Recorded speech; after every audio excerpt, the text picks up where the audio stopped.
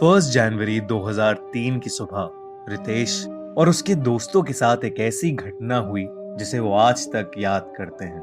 उस समय रितेश सूरत की एक आईटी कंपनी में जॉब कर रहा था। साल 2002 खत्म होने वाला था और न्यू ईयर सेलिब्रेट करने के लिए रितेश ने डूमास बीच जाने का प्लान बनाया।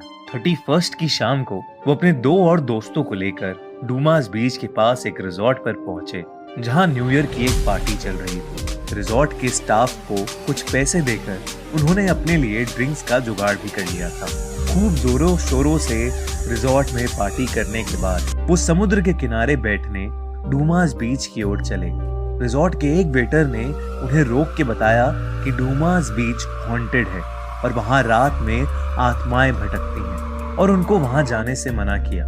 पर उन तीनों ने उस वेटर की बात नहीं सुनी और डूमास बीच चले गए।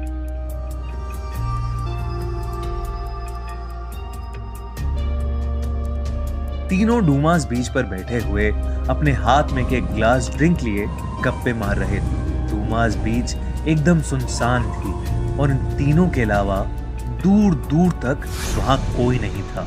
पर कुछ ही देर में रितेश के दोस्त रवि को वहां दूर कोई खड़ा दिखा, जो धीरे धीरे उसके पास आ रहा था। उसका चेहरा धुंधला था और ऐसा लग रहा था कि जैसे वो बस एक प्रोजेक्शन हो। रवि ने जब ये बात अपने दोनों दोस्तों को बताई तो उन्हें कुछ नहीं दिखा और उन्होंने उसका मजाक बनाना शुरू कर दिया। रितेश ने बोला कि उसे ज्यादा चढ़ गई है और अब उसे और नहीं पीना चाहिए। पर रवि काफी श्योर था कि कुछ तो अजीब है। वो बार बार उसी धुंधले चेहरे वाली उस औरत को देख रहा था। देखते देखते अचानक वो उसके पास आ गई और उसके आर पार हो गई।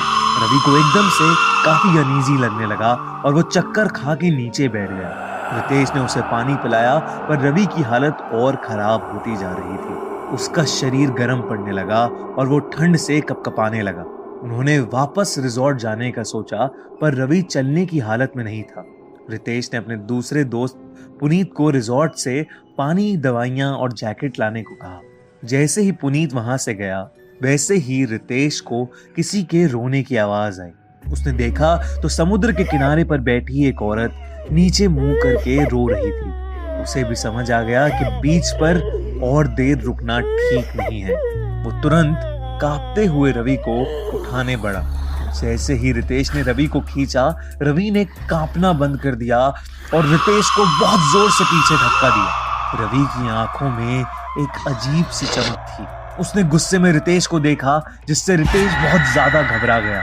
इतने में पुनीत भी रिजॉर्ट के स्टाफ को लेकर वहां पहुंच गया। रवि उन सब को देखकर बहुत जोर से गुस्से में चिल्लाया और ये देखकर रिजॉर्ट वालों ने आग जलाकर उसे डराया और बहुत कोशिशों के बाद उसे बांध दिया। वो कुछ देर और चिल्लाया पर फिर बेहोश होकर नीचे गिर गया। रवि को सुबह सुबह पास के हॉस्पिटल ले जाया गया तो उसे मालूम हुआ कि उसे 107 डिग्री बुखार था। 2 दिन हॉस्पिटल में रह के वो ठीक तो हो गया, लेकिन उसे अपने साथ हुई घटना के बारे में कुछ याद नहीं। पर रितेश और पुनीत इस हादसे को कभी नहीं भूल पाए।